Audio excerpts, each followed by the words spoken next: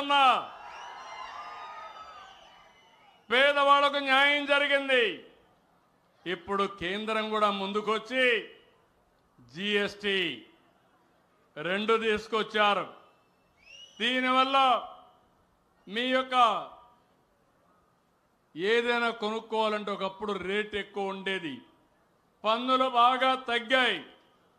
పన్నులు తగ్గి రేపు దసరాకు కానీ దీపావళికి కానీ నిజమైన దసరా నిజమైన దీపావళి మనం చేసుకునే పరిస్థితికి వస్తాం.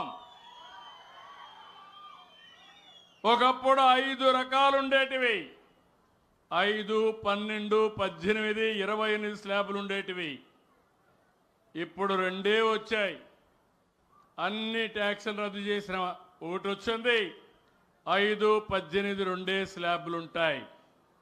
అంటే ఈరోజు దగ్గర 99% మేర వస్తువులన్నీ 5% కానీ 0కి కానీ వస్తున్నాయి.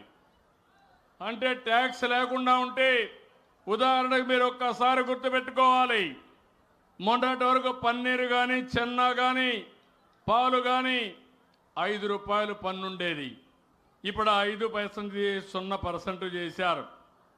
ఎవరైనా పరోటా తినాలంటే 5% పన్ను ఉండేది. ఇప్పుడు అది కూడా తీసేశారు. అంటే 18% ఉండేది. బ్రెడ్కు 18%. మొన్నటికి ఇప్పటికి మీరు బ్రెడ్ తింటే ధరలో 18% తగ్గుతుంది. అంటే పేదవాడు ఎవడైనా ఆరోగ్యం బాగలేకుండా హాస్పిటల్కి పోతే పాలు బ్రెడ్ తినాలంటే ఒకటి 18% పన్ను, ఒకటి 5% పన్ను, ఈ 2 తీసేసే పరిస్థితికి వచ్చారు. మీకు 1-2 కాదు, కడాన పేదవాళ్ళు కానీ మధ్యతరగతి కానీ ఆటో కొనుక్కోవాలన్నా కారు కొనుక్కోవాలన్నా 9% తగ్గాయి. ఏసీ కొనుక్కోవాలంటే కూడా తగ్గించారు. ఈ విధంగా మొత్తం మీరు చూసినప్పుడు అనేక విషయాల్లో తృణధాన్యాలైతే 18 నుంచి 5%కు వచ్చాయి. అంటే రేపు రాబోయే రోజుల్లో ట్రాక్టర్లు పన్ను గణనీయంగా తగ్గించారు. ఇళ్ల నిర్మాణానికి వాడే వస్తువులపైన 5% పన్ను తగ్గించే పరిస్థితికి వచ్చారు. ఏదైతే మైక్రో ఇరిగేషన్ పైన 18 నుంచి 5%కి తీసుకొచ్చే పరిస్థితికి వచ్చారు. ఒక్క మాటలో చెప్పాలంటే ఈరోజు పన్నుల భారం తగ్గింది, ధరలు తగ్గుతాయి, వినియోగ శక్తి పెరిగిందని చెప్పి కూడా నేను మీ అందరికీ తెలియజేస్తున్నా. పేదవాళ్ళందరికీ ఒకటే విజ్ఞప్తి, నేను కూడా ఒక్క నెల ప్రజల్లో చైతన్యం కోసం ఈ ట్యాక్స్ వివరాలన్నీ మీకు చెప్తాం. మీరు కూడా ఇది ఉపయోగించుకోవాలి. ఇక్కడే మళ్ళీ ఒకసారి మీ అందరినీ కోరుతున్నాను, ఏదో ట్యాక్స్లు తగ్గాయి కాబట్టి పర్వాలేదని కాకుండా ఈ ట్యాక్స్ మీరు బెనిఫిట్ ఉపయోగించుకోవాలి.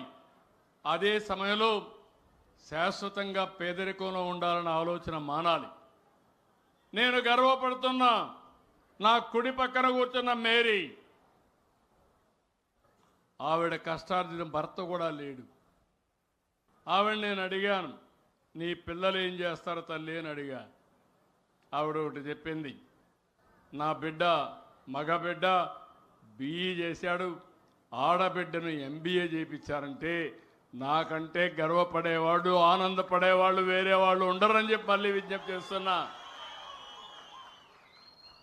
ఆ తల్లి నిస్సహాయరాలు కాదు, స్వయం కృషి, పట్టుదల, ఇది స్ఫూర్తి. అందుకే నేను P4 పెట్టి పిల్లల్ని బాగా చదివిస్తే మీ జీవితాలు బాగుపడతాయనే ఉద్దేశంతో నేను ఈ కార్యక్రమానికి శ్రీకారం చుట్టాను. మీరందరూ గుర్తుపెట్టుకోవాల్సిన అవసరం ఉంది. వాళ్ళిద్దరిని కూడా గట్టిగా చప్పట్లు కొట్టి అభినందించండి. అది స్ఫూర్తి. ఒకప్పుడు నేను ఒక మాట చెప్పాను, మీ పిల్లల్ని బాగా చదివించండి, IT చదివించండి. పైకి వస్తారంటే గ్రామాల్లో ఉండే తల్లిదండ్రులు దగ్గరుండే టౌన్కి వచ్చి